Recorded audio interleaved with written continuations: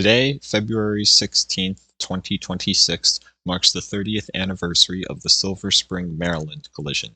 In tribute to the crew members and passengers who passed on that day, I've decided to make this video about MARC Engine number 73, the only currently surviving engine from that wreck.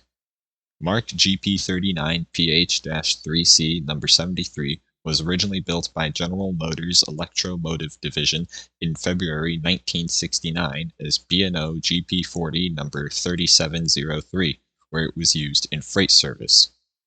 MARC acquired it in the late 1980s and sent it to Morrison-Knudsen, where it was rebuilt into a GP39H-2 and became MARC number 73.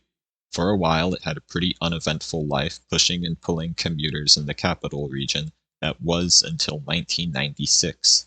Other people have made better, more detailed videos about the accident, but to summarize, MARC number 73 was pushing Brunswick Line train number 286 to DC when, at Georgetown Junction, it disobeyed a signal set at danger and the cab car T-boned Amtrak number 255, the lead engine on Amtrak train number 29, the westbound Capital Limited.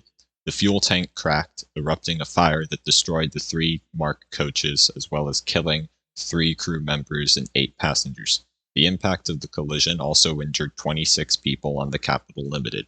The cause of the accident was cited as human error on behalf of the engineer disobeying a stop signal, and federal laws were passed regarding the construction of rail passenger cars as a result of the damage that occurred in this wreck.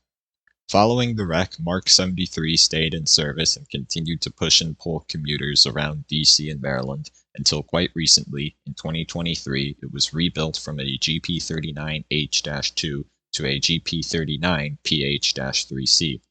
What follows now is a compilation of all the times I've caught number 73. I could have sworn I've seen it more times, but when I went through my SD card, I only found 3 clips of it. Regardless, please enjoy.